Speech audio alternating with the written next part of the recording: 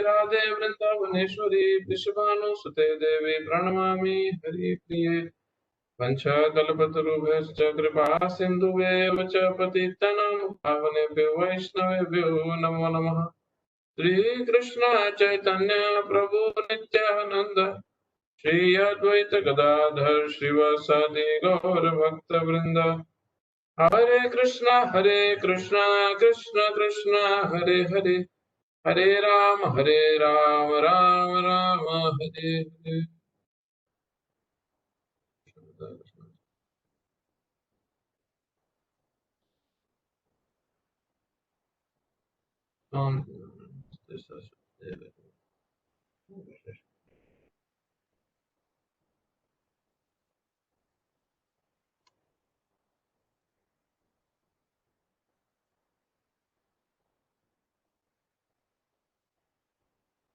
हरे Krishna bro. बहुत special दिन है आज। आज तिरुभाव तिथि है श्री हरिदास ठाकुर की डिसअपियरेंस डे, जिस दिन उन्होंने ये धराधाम से प्रस्थान किया था। चैतन्य महाप्रभु की नित्य लीला को छोड़ के वो भगवान की जो भौम लीला को छोड़ के चैतन्य महाप्रभु की नित्य लीला में वापस चले गए। भौम लीला का मतलब है चैतन्य महाप्रभु की जो भूमि पे लीला चल रही थी उसको छोड़ के हरिदास ठाकुर चैतन्य महाप्रभु की जो नित्य लीला है उसमें चले गए। अभी हम 10th भगवद गीता के जो मेन चैप्टर्स हम कर रहे थे, अभी 10th चैप्टर हमने खत्म किया भगवद गीता का, जिसमें 8th, 9th, 10th में प्योर डिवोशन शुद्ध भक्ति के बारे में काफी उल्लेख किया है। और हम 10वें अध्याय में भगवान के कुछ ऐश्वर्यों के बारे में हमने एंड में पढ़ा, पूरी लिस्ट पढ़ी, जो जितना भगवान ने बताया अपने बारे में वो लिस्ट पूरी दी भगवान ने कि कहाँ कहाँ किन किन ऐश्वर्य से पूर्ण है वो। और हम देखते हैं कि जो भगवान के शुद्ध भक्त हैं, उनको कहीं भी थोड़ा सा भी कंफ्यूजन नहीं है इस अंडरस्टैंडिंग में कि भगवान हर जगह विद्यमान है और भगवान हर जगह हर वस्तु में देखे जा सकते हैं। तो ये जिस प्रकार से अर्जुन कृष्ण को प्रश्न पूछ रहे थे कि अपनी विभूतियों के बारे में बताएं, ताकि आम व्यक्ति अपने जीवन में किस तरह से आपका दर्शन कर सकता है, वो करुणावश भगवान ने भगवद गीता में अपनी विभूतियां बताई, अपने ऐश्वर्य को गुणगान किया, खुद अपने मुंह से अपने बारे में बताया, कृपा के वश, करुणावश। अब वही भगवान जब जब भगवद गीता में अंत में भगवान बताते हैं, श्री कृष्ण, सर्वधर्मान परित्यज्य माम एकम शरणं व्रज अहम त्वाम सर्व पापेभ्यो मोक्षयिष्यामि मा शुचः। कि सभी मनुष्य द्वारा बनाए हुए जितने भी धार्मिक आडंबर हैं, जितने भी धर्म कर्म की चीजें बना रखी हैं, जो मनुष्य के द्वारा उत्पत्ति है जिसकी स्पेशली, उसको त्याग दो। हाँ, सर्वधर्मान परित्यज्य, इन सभी धर्मों का परित्याग करो, माम एकम शरणं व्रज, केवल मेरी शरण में आओ। भगवान बोल रहे हैं केवल मेरी शरण में आओ। अहम त्वाम सर्व पापेभ्यो मोक्षयिष्यामि मा शुचः, मैं तुम्हें तुम्हारे सभी पापों से मुक्त करके अपने धाम वापस ले जाऊंगा, मोक्ष का रास्ता दिखाऊंगा। अब कृष्ण ने भगवत गीता के एंड में ये फाइनल कंक्लूजन में ये स्टेटमेंट दी है। अभी इस स्टेटमेंट में भगवान बोल रहे पहले तुम सब कुछ त्यागो और फिर तुम मेरी शरण में आओ, और फिर मैं तुम्हारे को पूर्ण प्रोटेक्शन देके पूरी तरह से मुक्त करूंगा, अपने धाम वापस लेके जाऊंगा। अब हमारे लिए कितना पॉसिबल है कि हम सब कुछ त्यागें और कृष्ण की पूर्ण शेल्टर लें और फिर भगवान के धाम वापस जाएं। तो इस अंडरस्टैंडिंग को ये जो अंडरस्टैंडिंग है, इसको जो कृष्ण ने 5000 साल पहले बोली, स्वयं कृष्ण ही जो श्री चैतन्य महाप्रभु हैं, जो श्री चैतन्य महाप्रभु के लिए बोला जाता है, श्री कृष्ण चैतन्य राधा कृष्ण नाही अन्य। जो चैतन्य महाप्रभु हैं वो राधा और कृष्ण से अभिन्न नहीं है। लास्ट टाइम मैं बता दूंगा, आई थिंक इसी क्लास में बता रहा था शायद, इसमें भी दूसरी क्लास थी, कि जब स्वयं कृष्ण ने ये देखा कि क्या आनंद प्राप्त होता है राधा रानी को, क्या खुशी मिलती है राधा रानी को मेरी सेवा करके, मेरी भक्ति करके, हर समय मेरा नाम लेके, तो भगवान के मन में भी इच्छा उठी उठी कि मैं भी जानना चाहता हूँ कि वो क्या आनंद है, वो क्या खुशी है जो राधा रानी को मिलती है मुझसे भी ज्यादा। भगवान का एक नाम है कि रमण, हाँ, राम, जो हर समय आनंद में रहते हैं। बट राधा रानी को भगवान से भी ज्यादा आनंद की प्राप्ति होती है। किन कारणों से? वो कारण ढूंढने भगवान स्वयं अपने ही भक्त के रूप में आए हैं। भगवान राधा रानी की चेतना, राधा रानी का मन, राधा रानी की भक्ति और राधा रानी की द्युति, उनकी आउटर बॉडी ब्यूटी लेके चैतन्य महाप्रभु के रूप में अवतरित हुए सिर्फ 5025-30 साल पहले। तो अभी बहुत सारे कारण हैं इसमें, हम उस डेप्थ में नहीं जाएंगे क्योंकि हम श्री हरिदास ठाकुर के बारे में बात करने वाले हैं। बट जब चैतन्य महाप्रभु अपनी लीला करने आए, तो जिस तरह जब कृष्ण अपने लीला करने आए थे तो बहुत सारे देवी देवता, उनके भगवान के संगीगण, भगवान के एसोसिएट्स भगवान की लीला में सहयोग देने अवतरित हुए थे। जिस तरह जब भगवान अवतार लेने वाले थे तो उससे पहले ही भगवान ने सभी देवताओं को मैसेज पहुंचा दिया कि तुम धरती पे जन्म लेना शुरू करो, ताकि जब मैं अपनी लीला करने आऊं तो मेरे को असिस्टेंस तुमसे चाहिए होगी। हाँ, तो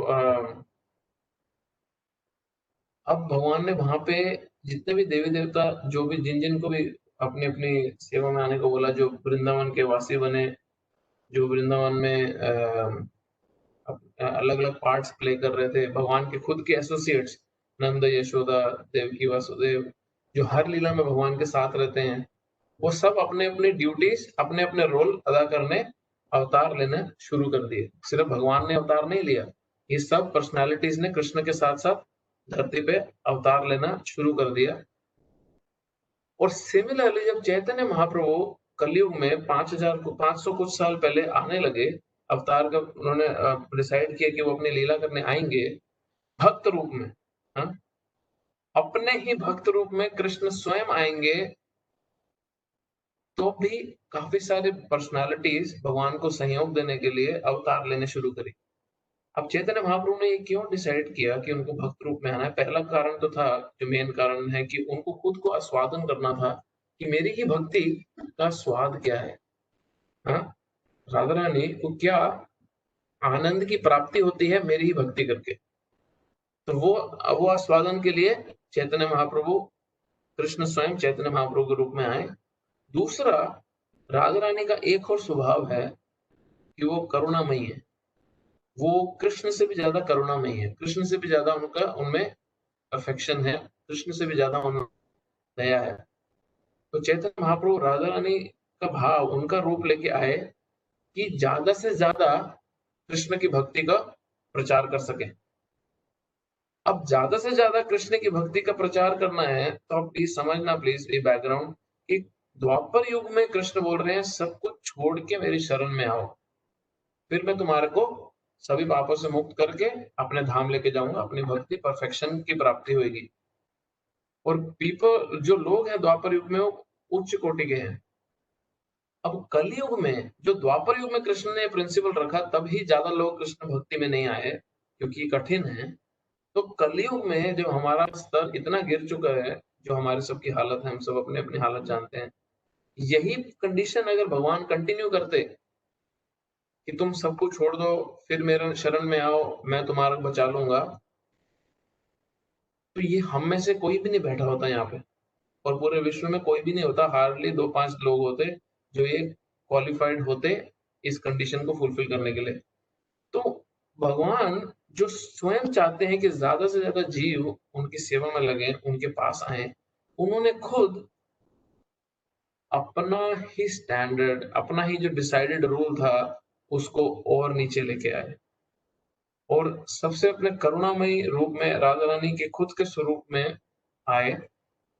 और वो उनका पॉलिसी क्या था? उनका पॉलिसी था कि तुम्हें भगवान की सरेंडर करने की ज़रूरत नहीं है। तुम सिर्फ़ उनका नाम का उच्चारण करो, भगवान तुम्हें तार देंगे, कृष्ण तुम्हें तार देंगे, जो वो स्वयं खुद हैं। बेसिकली चैतन्य महाप्रभु तुम्हें तार देंगे, हमें तार देंगे, सिर्फ़ हम उनका नाम लें। शरण शरण पूरी शरण लेने की ज़रूरत नहीं है। हुँ? तो चैतन्य महाप्रभु क उनका उनका प्रणाम मंत्र है, नमो महावदन्याय, कृष्णा प्रेम प्रदायते, कृष्णाय कृष्ण चैतन्य नामने गौर दिसे नमः। नमो महावदान्याय, वदान्य मीन्स बहुत ही मर्सीफुल, बहुत ही कृपालु। बट ये महावदान्याय है, ज्यादा, बहुत ज्यादा मर्सीफुल है, ज्यादा कृपालु है, कृष्ण से भी ज्यादा। हाँ, कृष्ण से भी ज्यादा कृपालु है। महावदान कृष्ण प्रेम प्रदाय थे, फ्री में, फ्री में कृष्ण प्रेम को प्रदान कर रहे हैं, फ्री में बांट रहे हैं। कृष्णाय कृष्ण चैतन्य, स्वयं कृष्ण है, कृष्ण चैतन्य। नामिने गौरव कृष्ण महा, हम ऐसे चैतन्य महाप्रभु को अपना साक्षात प्रणाम करते हैं। ये उनका प्रणाम मंत्र है। तो अभी ये चैतन्य महाप्रभु को असिस्ट करने बहुत से ग्रेट पर्सनालिटीज आई। उसमें से एक थे हरिदास ठाकुर, जिनका आज तिरुभाव दिवस है, डिसअपियरेंस डे। अब हरिदास ठाकुर जो हैं, उनका एक्चुअल रोल, हरिदास ठाकुर जो हैं वो ब्रह्मा जी हैं। ब्रह्मा जी स्वयं हरिदास ठाकुर के रूप में चैतन्य महाप्रभु की लीला में सहयोग देने आए। ऐसी बहुत सी पर्सनालिटीज आई थी। जैसे बलराम जी थे, वो नित्यानंद प्रभु के रूप में आए। आप अगर आपने गौर निताय अगर किसी मंदिर में देखे हों, या मेलबर्न टेम्पल में आप अगर आए हो, जो मेलबर्न से हैं, आप देखोगे कि लेफ्ट साइड में चैतन्य महाप्रभु और नित्यानंद प्रभु का ऑल्टर है, जो हाथ ऊपर करके ऐसे खड़े हैं, दो पर्सनालिटीज, एक चैतन्य महाप्रभु, एक नित्यानंद प्रभु। चैतन्य महाप्रभु कृष्ण है, नित्यानंद प्रभु बलराम है, तो एक कृष्ण बलराम है। ऐसे बहुत सी पर्सनालिटीज आई। नारद मुनि आए, उन्होंने उन्होंने चैतन्य महाप्रभु के एसोसिएट का रोल लिया।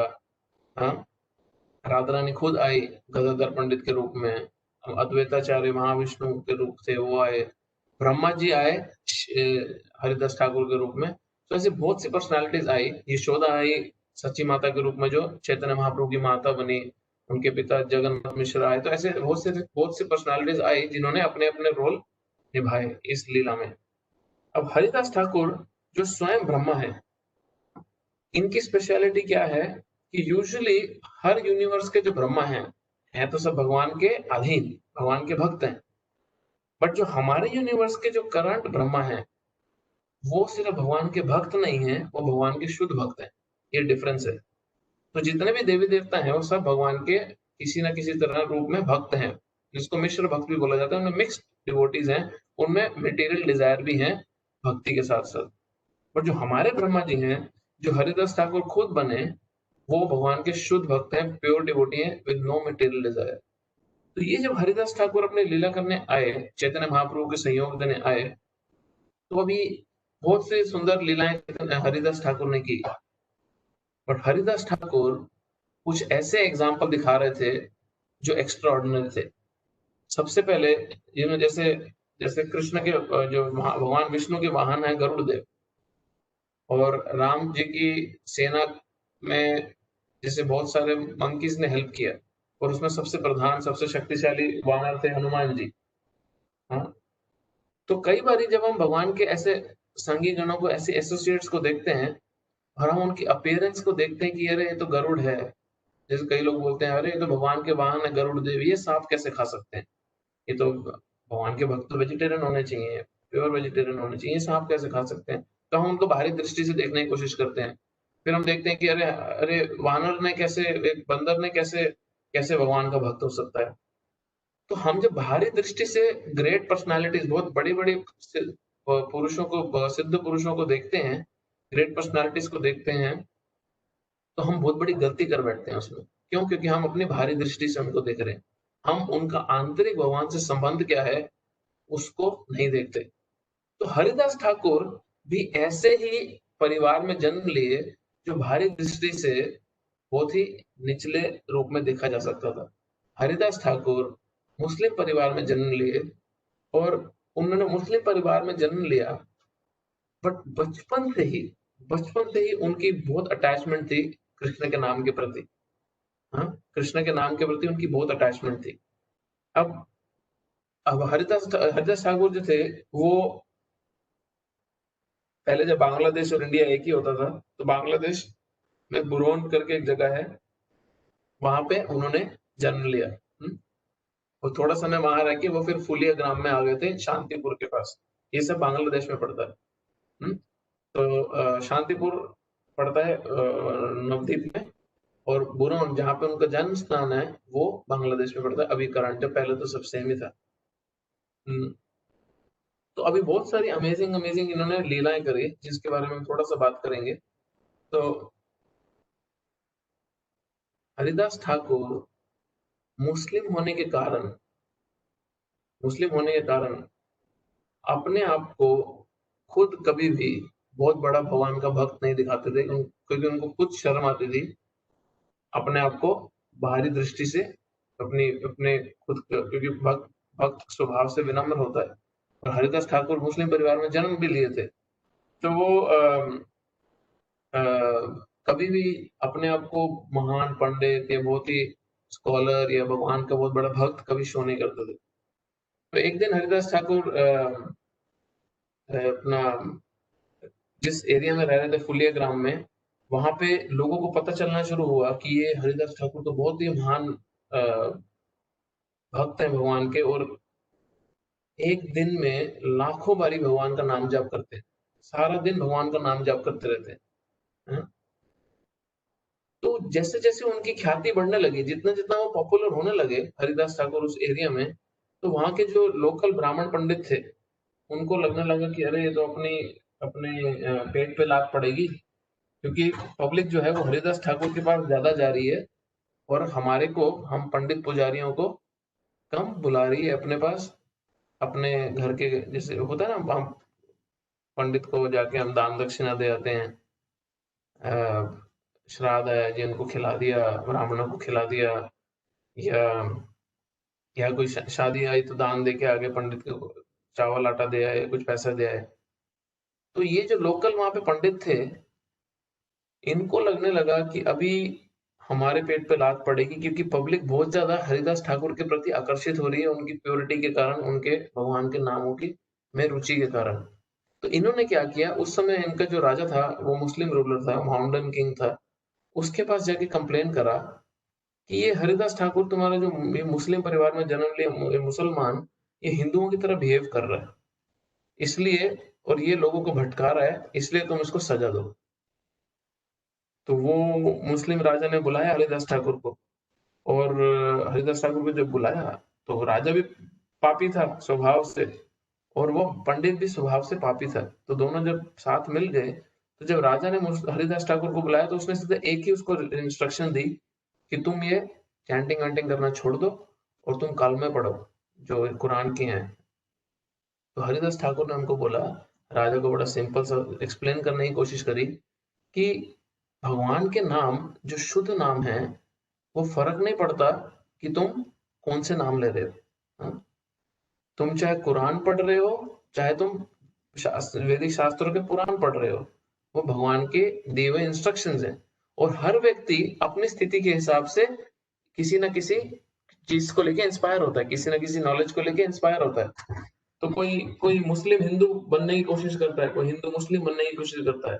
हाँ? तो हरिदास ठाकुर ने बेसिकली उनको साफ साफ बोला कि मैं कृष्ण के नाम लेने बंद नहीं करूंगा, मैं इतना ज्यादा अटैच्ड हूं उससे, मेरा इतना ज्यादा आकर्षण है कि तुम चाहते हो मेरे को कि मैं भगवान का नाम ना लूं, तो तुम मेरे शरीर को अगर टुकड़ों टुकड़ों में भी काट दोगे, तब भी मैं भगवान का, कृष्ण का नाम लेना बंद नहीं करूंगा। तो वो जो राजा था वो तो बहुत क्रोधित हो गया, और वो राजा, उसके साथ उसका मुलकपति जो उसका काजी था, जो उनका प्रीस्ट था, वो बोलने लगा हरिदास ठाकुर को कि हरिदास तुम सिर्फ अपना धर्म फॉलो करो, ये हिंदू हिंदुओं की हरकत, तुम्हारे को धर्म फॉलो करने की जरूरत नहीं है, नहीं तो तुम्हें बहुत दंड मिलेगा, और तुम अब भी अगर अपना धर्म फॉलो शुरू कर देते हो करना, तो अल्लाह तुम्हें एक्सेप्ट कर लेंगे और तुम बच जाओगे। तो हरिदास ठाकुर ने बोला तुम्हें जो करना है तुम करो। तो वो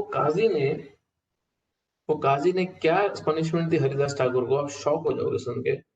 काजी ने पनिशमेंट दी हरिदास ठाकुर को कि इस व्यक्ति को 22 बाजारों में, मतलब एक बाजार से दूसरे बाजार में जाना और कितना गैप होता है, तो इसको 22 बाजारों में कोड़ों से पीटते हुए लेके जाओ और तब तक मारना जब तक ये मर ना जाए।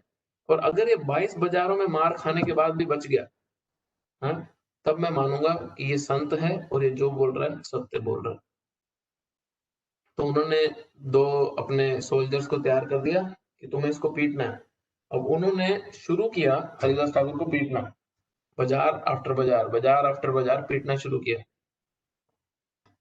अब 4, 5, 6, 8 बाजार हो गए, तो वो सोल्जर्स आपस में सोचने लगे कि आज तक कोई 2-3 बाजार के ऊपर जिंदा नहीं बचा और ये हरिदास ठाकुर को फर्क ही नहीं पड़ रहा।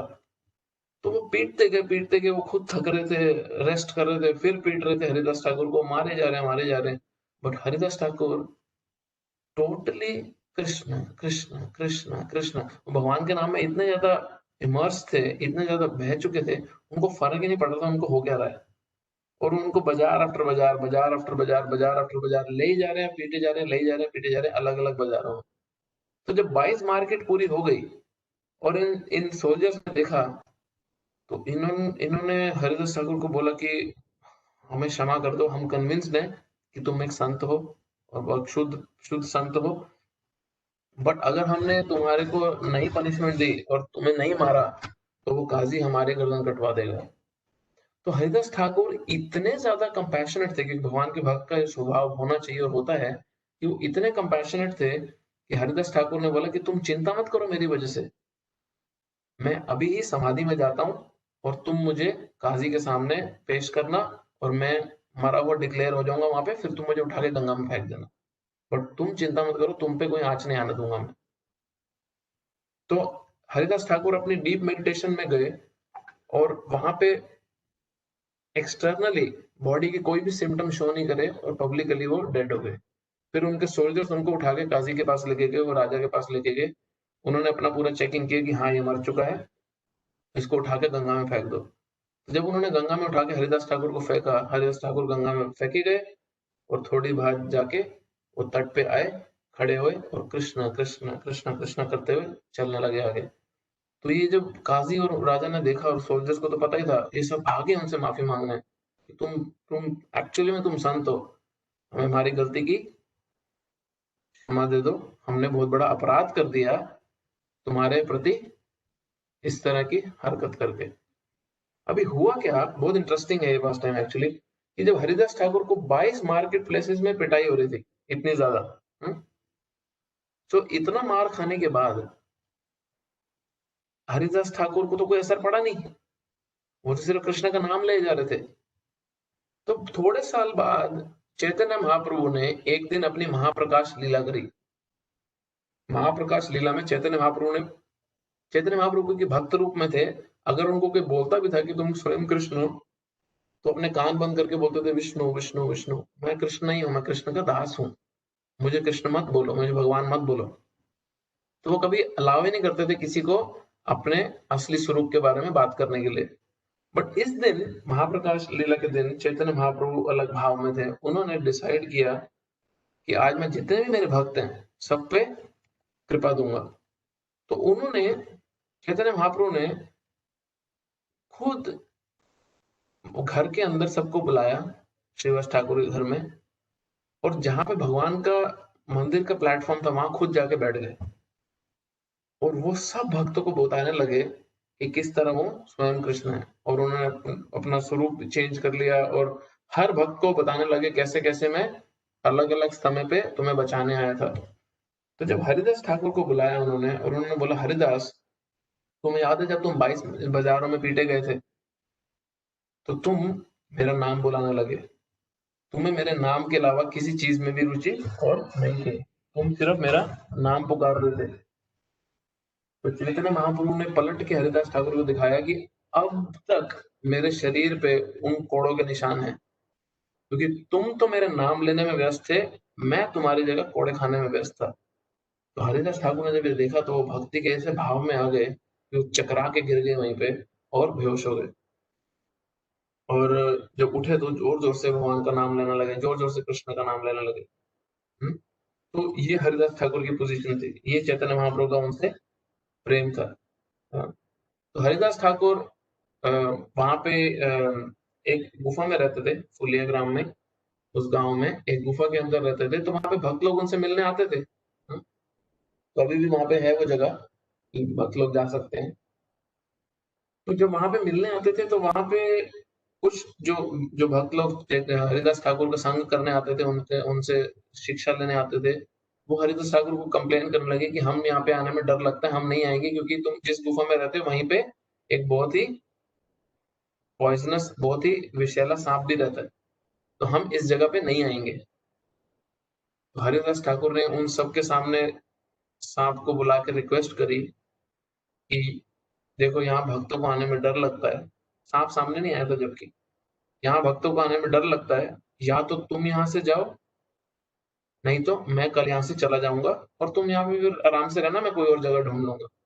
तो सबकी नज़रों के सामने, जितने भक्त लोग वहाँ बैठे थे, सबकी नज़रों के सामने वो साँप आया, हरिदास ठाकुर को प्रणाम किया और वो गुफ़ा छोड़ के चला गया। हुँ? तो ये बहुत पावरफुल पर्सनैलिटी, बहुत ही ज़्यादा पावरफुल पर्सनैलिटी हरिदास ठाकुर थे। तो एक बारी वो अ, जेसोर जेसोर डिस्ट्रिक्ट है हिरोंदे ग्राम में, वहीं बंगाल में ही। तो हरिदास ठाकुर जैसे ट्रैवल कर रहे थे जगह से जगह, तो एक बारी वहाँ पे गए तो वहाँ पे ब्राह्मणों की सभा थी। वहाँ पे ब्राह्मणों की सभा थी और कहीं बहुत अहंकारी ब्राह्मण, क्योंकि जिसको जब बहुत विद्या आ जाती है, जब बहुत नॉलेज आ जाती है, तो उसमें अहंकार आने के पूरे लक्षण रहते हैं। तो ये ब्राह्मण वहाँ पे एक था, आई थिंक चपल गोपाल उसका नाम था। बहुत ही अहंकारी, बहुत ज़्यादा उसमें घमंड। वो हरिदास ठाकुर को बोलने लगा, क्योंकि हरिदास ठाकुर मुस्लिम परिवार से, तो हरिदास ठाकुर को बोलने लगा कि तुम ये क्या जोर-जोर से कृष्ण का नाम हर जगह लेते रहते हो? तुम ये क्या जोर-जोर से भगवान का नाम जाप करते रहते हो? शास्त्रों में तो लिखा है कि भगवान का नाम मन में जाप करना चाहिए।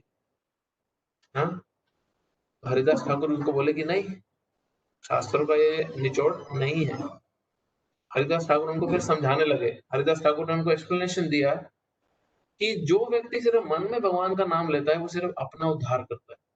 और जो जोर से भगवान का नाम का उच्चारण करता है, बोल के या गा के कीर्तन में, वो चिड़ियों का, जानवरों का, कीट-पतंगों का, सबका उद्धार करता है।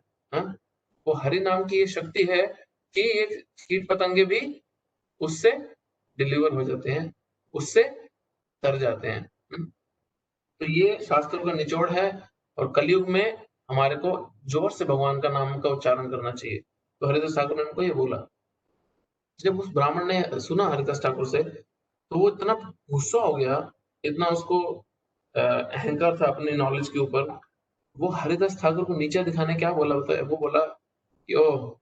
अब तो कलयुग में शूद्र लोग भी शास्त्रों का रिसाइट करने लगेंगे। शूद्र लोग भी शास्त्रों का गुणगान, शास्त्रों से कोट करने लगेंगे और मैं अपनी आँखों से स्वयं देख रहा हूँ। उसने हरिदास ठाकुर की बेइज़्ज़ती करने ये बात बोली।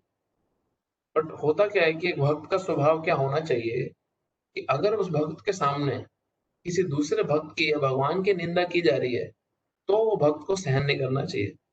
फिर उसको सामने वाले को सही जवाब देना चाहिए, ठीक करना चाहिए, नहीं तो वहाँ से गुस्से में चले जाना चाहिए। शास्त्रों में कुछ उसमें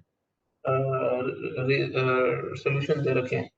बट अगर कोई भक्त की निंदा कर रहा है, अगर कोई हमारी खुद की पर्सनली कोई बुराई कर रहा है, तो वो भक्त फिर फाइट नहीं करना चाहिए, फिर वो उल्टा कुछ नहीं बोलना चाहिए। तो हरिदास ठाकुर ने भी वही किया, जब उनकी निंदा हुई कि पब्लिक में पूरी भरी सभा में उनको चिढ़ाया गया है, बेइज्जती करी गई कि ये तो शूद्र भी शास्त्र सुना रहा है। तो हरिदास ठाकुर कुछ नहीं बोले, सिर्फ चुपचाप वहां से चले गए। और क्योंकि हरिदास ठाकुर ने कुछ नहीं बोला, भगवान को वो बिल्कुल बर्दाश्त नहीं हुआ। भगवान को हरिदास ठाकुर की निंदा किसी भी रूप में बर्दाश्त ही नहीं हुई।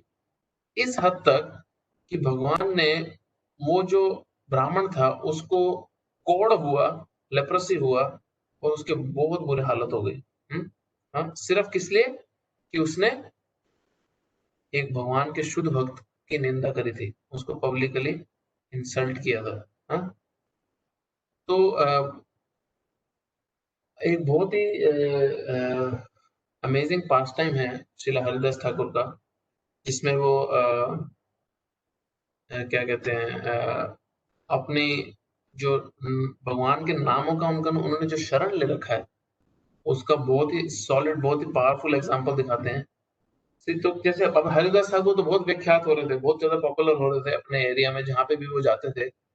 तो वहां पे लोकल ब्राह्मणों ने मिलके मुस्लिम रूलर से सेटिंग करी कि तुम किसी भी तरह इस हरिदास ठाकुर की पब्लिक में निंदा करवा दो कि ये बाहर से तो भगवान का नाम जाप करता रहता है, अंदर में ये पराई स्त्री का संग करता है, इसका कैरेक्टर खराब है, ताकि लोग उसको धक्के मार के यहाँ से भगा दें और कोई भी हरिदास ठाकुर की तरफ आकर्षित ना हो।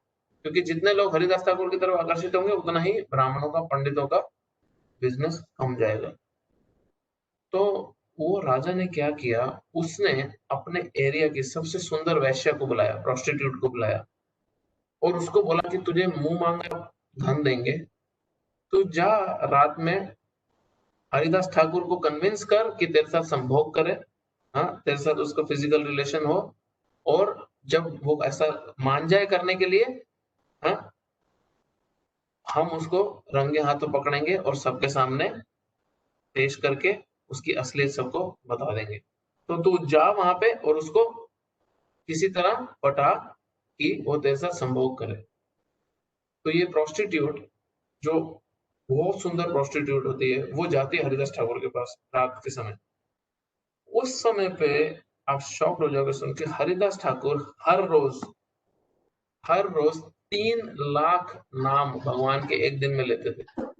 3 लाख नाम भगवान के एक दिन में लेने का मतलब है, सिंपल कैलकुलेशन बताता हूँ, अगर आप एक दिन में 16 माला कर रहे हो, हाँ, अगर आप एक दिन में 16 माला कर रहे हो, सपोज कैलकुलेट करते हैं कि अगर आप एक माला कर रहे हो एक दिन में, तो एक माला में 108 मनके होते हैं, बीड्स होती हैं, ठीक है, 108 बीड्स होती हैं। अब 108 बीड्स को आप एक माला में आप एक राउंड करते हो, उसमें एक महामंत्र में 16 नाम है, हरे कृष्णा कृष्णा कृष्णा हरे हरे 8, ऐसे ही हरे राम राम राम हरे, तो 16 हो गए। तो 108 इंटू 16, जब आप एक माला कर लेते हो, तो आप 1728 बारी, 1728 बारी आप भगवान के अलग अलग नामों का उच्चारण किया है, इसमें हरे कृष्ण और राम मिला के आता है। एक माला जब आप करते हो तो 1728 बारी आप भगवान के नामों का उच्चारण करते हो। तो एक माला करने में सपोज 7 से 8 मिनट लगते हैं। अब सपोज कोई 16 माला करता है, कोई 16 माला करता है एक दिन में, इसमें 2 घंटे के करीब व्यक्ति को लगते हैं, तो वो एक दिन में 27,648 भगवान के नामों का उच्चारण करता है। 27,648 नाम। हम में से बहुत लोग जो है वो 16 माला करते हैं, तो हम एक दिन में 27,000 नाम भगवान के लेते हैं एक दिन में, हमें 2 घंटा लगता है। हरिदास ठाकुर 3 लाख नाम लेते थे भगवान के हर रोज, एवरी सिंगल डे। और वो सिर्फ भगवान का नाम नहीं लेते थे, वो प्रचार में भी जाते थे। कैसे करते थे भगवान जाने। तो हम 2 घंटा माला करते हैं, हमारे को सांस वांस फूल जाता है, सर वर घूम जाता है, बिजी एकदम, कई बार छूटती है, रोते पड़ते रात को खत्म होती है, कई बार समां हम 2-4 माला किसी तरह खींच पेंच के कर लेते हैं। कुछ लोग, कोई जो 16 करते हैं, वो भी गहरी सांस लेते हैं माला खत्म होने के बाद, और खुशी अलग रहती है। हरिदास ठाकुर हर रोज 3 लाख नाम लेते थे, मतलब 27,000 हम करते हैं 2 घंटा, दो 16 माला, और वो 3 लाख नाम लेते थे। तकरीबन तकरीबन अगर एग्जैक्ट कैलकुलेट किया जाए तो 176 राउंड्स पड़ते हैं ये अप्रोक्सीमेटली। ये हरिदास ठाकुर की कैपेसिटी थी हर रोज की। हाँ, 176 माला रोज करते थे हरिदास ठाकुर। अब हरिदास ठाकुर रात, उनका नियम था ये, और जब तक वो माला खत्म नहीं करते थे तब तक वो खाते भी नहीं थे और कुछ और भी नहीं करते थे। तो अब ये प्रोस्टिट्यूट जब आई हरिदास ठाकुर के पास रात के समय, तो हरिदास ठाकुर अपना गुफा में माला कर रहे थे। तो ये प्रोस्टिट्यूट आई और हरिदास ठाकुर को एल्योर करने लगी, उनको पटाने लगी और उनको बोलने लगी कि मैं तुम्हारी ब्यूटी से बहुत ज्यादा प्रभावित हूँ। हरिदास ठाकुर जवान थे और बहुत सुंदर भी दिखते थे, कि मैं बहुत ज्यादा आकर्षित हूँ तुम्हारी सुंदरता से, तुम कृपया मेरे साथ संभोग करो। तो हरिदास ठाकुर बोले कि हाँ बिल्कुल, बिल्कुल करूंगा, मैं तो मना कर ही नहीं रहा। सिर्फ मेरा रोज का नियम है कि मेरे को 3 लाख नाम लेने होते हैं भगवान के, तुम यहीं पास बैठो, मैं बस फटाफट खत्म कर लेता हूँ, फिर मैं तुम्हारी इच्छा पूरी कर दूंगा, तब तक तुम बैठ के सुन लो नाम। तो पूरी रात वो प्रोस्टिट्यूट वहां पे अपने शरीर के अंग दिखाती रही हरिदास ठाकुर को आकर्षित करने के लिए, और हरिदास ठाकुर वहां पे माला करते रहे, और वो प्रोस्टिट्यूट भगवान का नाम सुनती रही और अपना अंग प्रदर्शन भी करती रही, हरिदास ठाकुर को पटाने की कोशिश भी करती रही, और हरिदास ठाकुर पूरी रात चैंटिंग करते रहे। और जब सुबह का समय हुआ तो हरिदास ठाकुर को प्रोस्टिट्यूट बोलती कि अभी तो मुझे जाना पड़ेगा, अब दिन का समय हो गया, मैं अब दिन में यहाँ नहीं रुक सकती, मैं तुमने मेरी इच्छा पूरी नहीं करी, तुमने प्रॉमिस किया था। तो हरिदास ठाकुर उनको हाथ जोड़ के बोलते हैं कि मैं क्षमा मांगता हूँ तुमसे, मैं तुम्हारी इच्छा पूरी नहीं कर सका, तुम कल रात फिर आना, तुम कल रात आना और मैं तुम्हारी इच्छा पूरी कर दूंगा। तो ये प्रोस्टिट्यूट खुश हो गई कि इसने तो प्रॉमिस कर दी है कि कल रात को मेरी इच्छा पूरी कर देगा अगले दिन। तो जाके वो राजा को बताती है कि हरिदास ठाकुर ने मुझे प्रॉमिस किया है, तुम लोग अलर्ट रहना, रेडी रहना, हरिदास ठाकुर ने मुझे प्रॉमिस किया है कि अगले दिन मेरी इच्छा पूरी कर देंगे। अगली रात को प्रोस्टिट्यूट आती है और हरिदास ठाकुर बोलते हैं बस मैं अपने 3 लाख नामों का मेरा नियम है, मैं माला खत्म कर लेता हूँ, तुम यहाँ बैठो पास में, और मैं जैसे ही खत्म हो जाएगी माला तुम्हारी इच्छा पूरी कर दो। वो प्रोस्टिट्यूट बैठी रहती है वहां पे, वेट कर रही है कब रात खत्म होगी, कब रात खत्म होगी, और हरिदास ठाकुर माला कर रहे हैं, माला कर रहे हैं, माला कर रहे हैं, जाप करे जा रहे हैं भगवान के नाम। और वो प्रोस्टिट्यूट वहां बैठ के सिर्फ भगवान का नाम सुन रही है और बेचैन हो रही है और अपना अंग दिखाने की किसी तरह आकर्षित करने की कोशिश कर रही है। तो दोबारा दिन हो जाता है दूसरी रात को भी के बाद भी, तो प्रोस्टिट्यूट बोलती है कि तुमने प्रॉमिस किया था, तुमने फिर तोड़ दिया। हरिदास ठाकुर फिर उनको हाथ जोड़ के माफी मांगते हैं कि मैं माफ करो, मेरा नियम है, मैं नियम पूरा करने की कोशिश कर रहा था, अगले दिन तुम रात में आना और मैं कंफर्म तुम्हारी इच्छा पूरी करूंगा। तो वो जाके राजा को एश्योरेंस देती है कि अभी भी वो मना नहीं कर रहा है, उसने मुझे अगली रात को फिर बुलाया है और वो इच्छा पूरी कर देगा। हाँ, तुम रेडी रहना। तीसरी रात फिर प्रोस्टिट्यूट आती है और फिर हरिदास ठाकुर बोलता है मेरी थोड़ी सी माला बची है, मेरा नियम पूरा होते मैं तुम्हारी इच्छा पूरी कर दूंगा, तुम पास में बैठो। अब ये 2 दिन एक भगवान के शुद्ध भक्त के मुंह से हरि नाम सुनने के कारण कॉन्स्टेंटली कॉन्स्टेंटली इस प्रोस्टिट्यूट के मन में कुछ चेंजेस आने लगे, प्यूरिफिकेशन होने लगा, क्योंकि ये वहां बैठ के भगवान के शुद्ध भक्त के मुंह से भगवान का नाम सुन रही थी। अब तीसरी रात जब ये बैठी, तो ये बैठी बैठी खुद हरिदास ठाकुर जैसे चैंटिंग कर रहे थे, ये भी माला करनी शुरू कर दी, इसने चैंटिंग करनी शुरू कर दी। और इसने चैंटिंग करते करते करते करते जब दिन आया आने लगा, तो ये हरिदास ठाकुर के पांव में गिर के उनसे माफी मांगने लगी कि मुझे क्षमा कर दो, अपना पूरा प्लान बताने लगी कि मुझे ऐसे ऐसे राजा ने भेजा है और मैं बहुत बड़ी गलती करने जा रही थी, तुम बहुत ही प्योर हो, तुम आम व्यक्ति हो ही नहीं, मैं आज तक एक भी पुरुष ऐसा नहीं है जो मेरे आकर्षण से बच पाया हो, एक भी नहीं। और तुम्हें कोई फर्क ही नहीं पड़ रहा, तुम 3 रात से सिर्फ भगवान का नाम ही लिए जा रहे हो, तो मैं अपनी बहुत बड़ी गलती मानती हूँ। तो हरिदास ठाकुर उनको बहुत करुणा की दृष्टि से देख के बोलते हैं कि तुम्हारे आने पे ही मुझे पता था कि तुम यहाँ पे आई क्यों हो, मैं शुरू से ही जानता था तुम क्यों आई हो, मैं चाहता तो मैं पहले दिन ही यहाँ से चला जाता, बट सिर्फ तुम्हारे को इस घटिया जीवन से बचाने के लिए मैं 3 रात यहाँ रुका।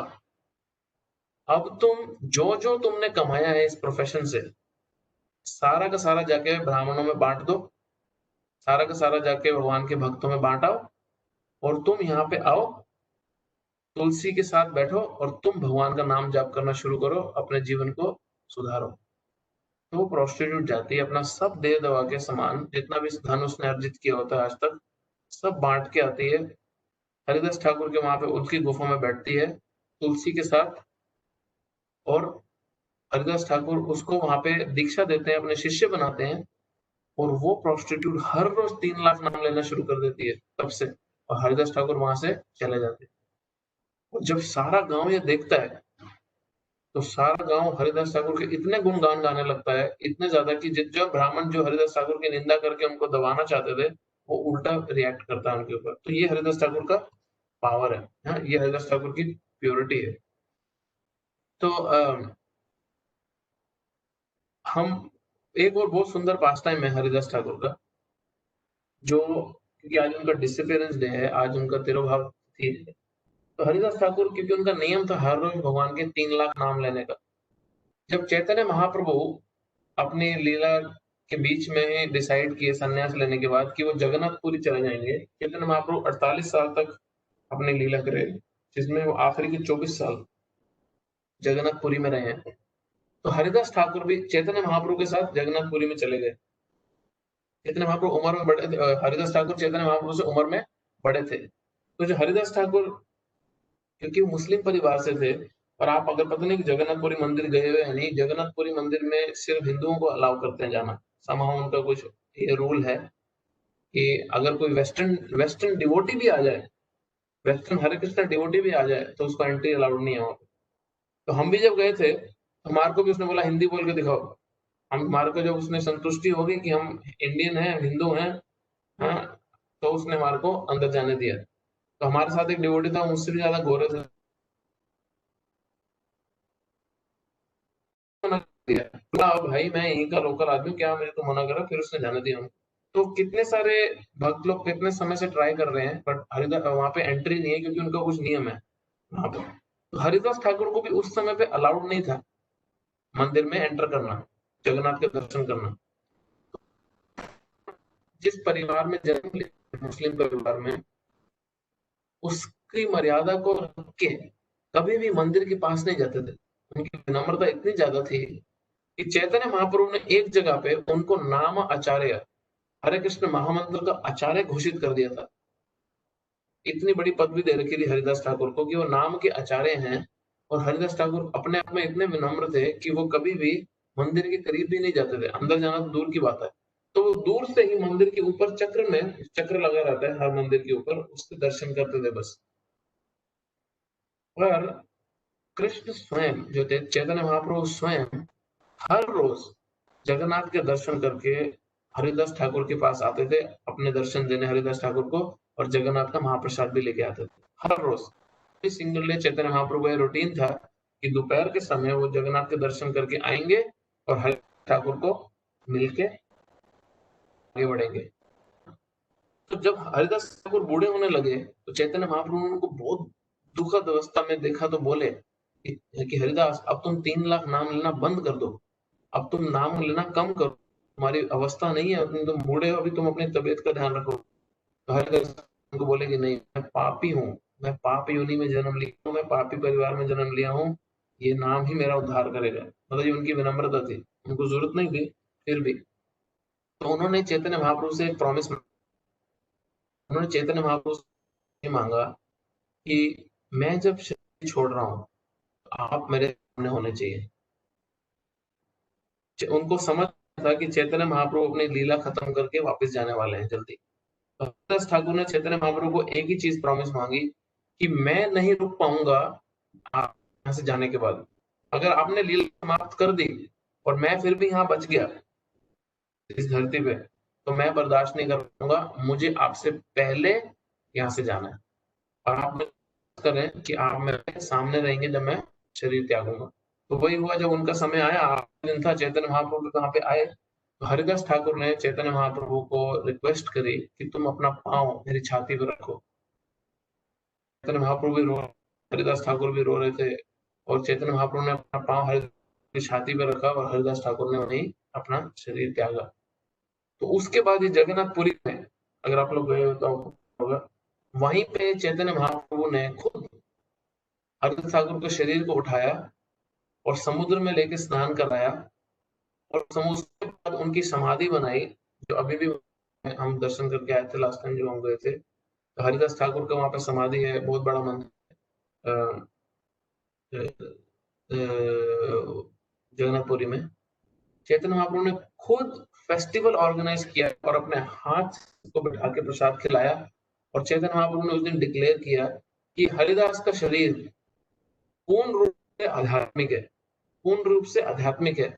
और आज से, क्योंकि हरिदास के शरीर इस जगन्नाथपुरी के जल में स्नान किया है, ये जगन्नाथपुरी का जल भी तीर्थ स्थान बन गया है, और ये जगह भी तीर्थ स्थान बन गई है, सिर्फ हरिदास के शरीर की समाधि होने के कारण। तो बहुत बहुत ही पर्सनालिटी थे श्री हरिदास ठाकुर। आज उनका तिरुभाव दिवस है, तो हम सब उनसे प्रे करने चाहिए कि हमारे को भी भगवान के नाम में मिले, टेस्ट आए, थोड़ा अटैचमेंट बढ़े, क्योंकि अगर तो हमारे भगवान के नाम में रुचि आ गई, अगर तो हमारी भगवान के नाम में अट्रैक्शन बढ़ गई या पैदा भी हो गई, तो इतना तो गारंटेड है कि हमारी स्पिरिचुअल परफेक्शन कंफर्म्ड है इसी जीवन में।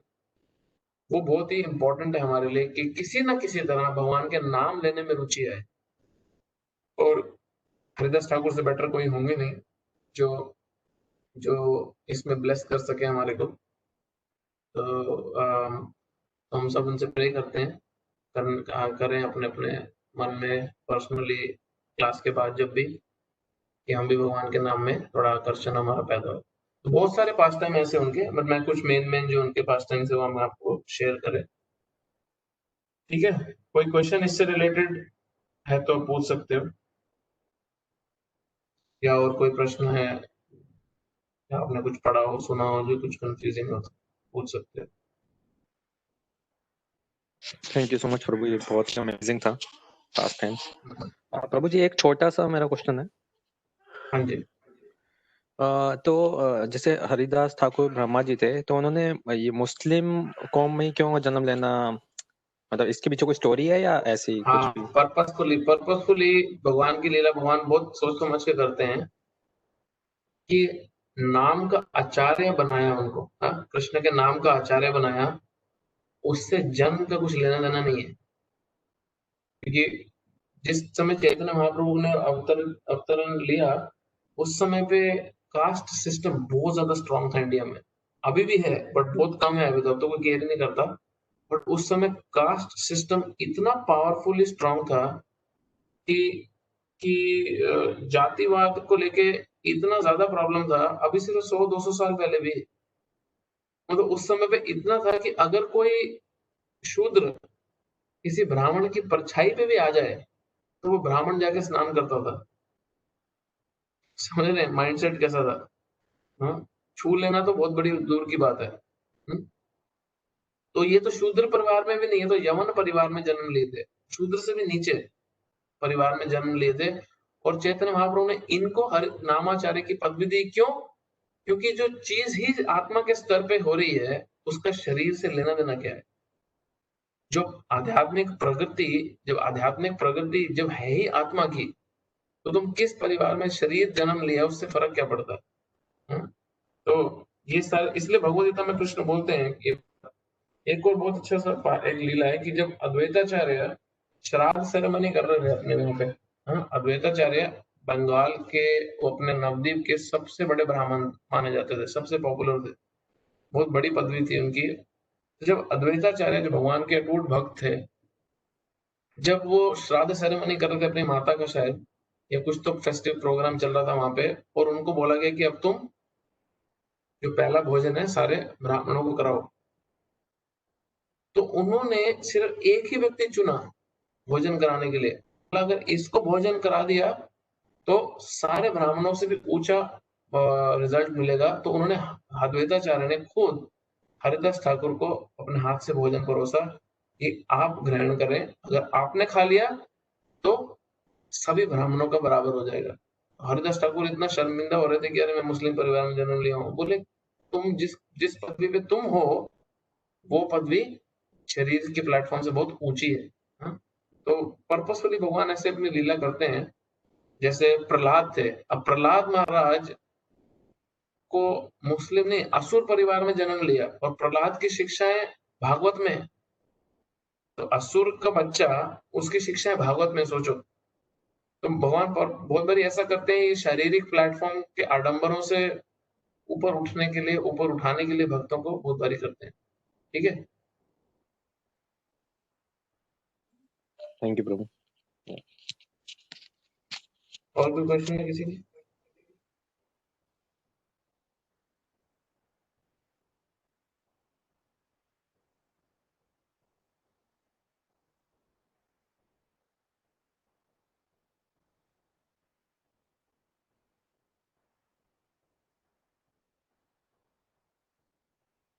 ठीक है, हरे तो कृष्ण 9 चैप्टर का। हरे कृष्णा, हाँ जी बोलिए। जी प्रभु, बार बार मैं आपका जो भी कभी सुनने का मौका मिलता है उसमें हाँ जी। ये सुना सुना है मैंने कि 16 माला की बात आप करते हैं प्रभु। मैं अभी हाँ हाँ ईमानदारी से बताऊं तो मैं तो अभी एक माला भी नहीं करती हूँ। तो मेरा ये हाँ जी पूछना है कि क्या 16 माला जो आपने, बहुत बार मैंने सुना कि कभी कोई डस्टिंग करते हुए, कभी कोई सीरियल देखते हुए लोग किसी तरह से 16 माला जाप लेते हैं। तो मेरा एक प्रश्न है कि क्या अगर मैं एक एक माला ही 108 जो मनके का है, अगर उसमें ही मैं अगर कृष्ण का जाप कर लूं, हरे कृष्णा कृष्णा कृष्णा हरे हरे, हरे रामा रामा रामा हरे हरे, तो ये क्या ज्यादा सार्थक नहीं हुआ कि मैं एक माला भी अगर ईमानदारी से कर लूं? बहुत अच्छा प्रश्न है पूनम जी का। अभी प्लीज समझे इसको। आध्यात्मिक प्रगति के लिए क्वालिटी और क्वांटिटी दोनों अनिवार्य है। जिस तरह हमारे को अपने शरीर को पोषण देने के लिए बोलते हैं ना, खाने को अच्छे से चबा के खाना चाहिए और बहुत ही अच्छे तरीके से उसको पचेगा, तभी तभी शरीर को पोषण मिलता है। तो ऐसा नहीं होगा कि आप बोलो कि मैं 2 गिराएं खाऊंगी और उसको अच्छे से चबा लूंगी 32 बारी। मुझे सुबह दोपहर शाम को 2-2 3-3 रोटी खाने की क्या जरूरत है उसको निगलने की। हाँ, तो जो खुराक है, खुराक तो उतना देना ही पड़ेगा। और खुराक अपने आप में ही इंपॉर्टेंट है, दैट मीन्स क्वांटिटी अपने आप में ही बहुत इंपॉर्टेंट है। बट धीरे धीरे जिस तरह हम प्रगति करते हैं आध्यात्मिक स्तर पे, तो हमारे को क्वालिटी पे भी ध्यान देना है। अगर आप सिर्फ थोड़ा खुराक लेते हो तो शरीर को पच तो जाएगा, बट पोषण उतना नहीं मिलेगा जितना मिलना है। और अगर आप ठूसते जाते हो तो शरीर को खुराक तो मिल जाएगी, बट रिजल्ट नहीं आएगा उतना अच्छा जितना चाहिए। इसलिए हमारे को दोनों चाहिए, इसलिए हमारे को जी प्रभु, बड़ा क्वांटिटी अच्छा और जवाब है। क्वालिटी दोनों चाहिए। जी जी। बट अगर ये आपको तो चूज बड़ा ठीक करना पड़े समझाया दोनों है में से प्रभु। एक पे, है, जी जी। अगर आपको दोनों में से एक को चूज करना पड़े तो आप क्या चूज जी, करोगे? खाने के मामले में, खाने के एग्जांपल में आप क्या चूज करोगे? ठूसना या भूखे एक 2 गिराई चबा के खाना?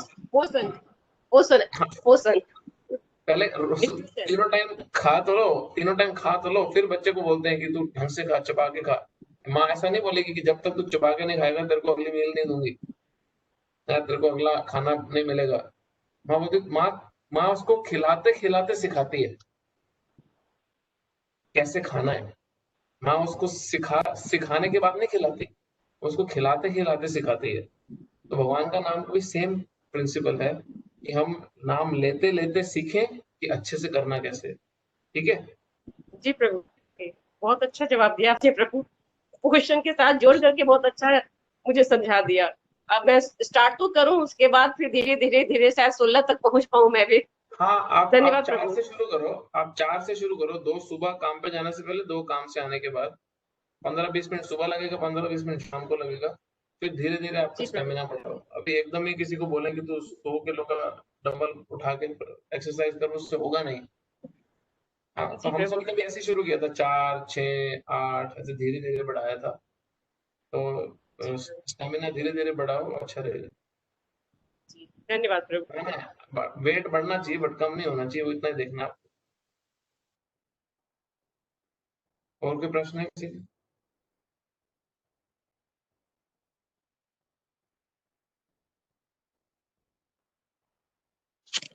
हरिबोल प्रभु जी, विनीता प्रभु। 9th चैप्टर के ऊपर आप कहते हैं समरी किसी को बोलनी है तो आज। हाँ, मैं वो नेक्स्ट वीक करते हैं, क्योंकि उसमें थोड़ा ना भी ध्यान से सुनना पड़ेगा राइट और राइट।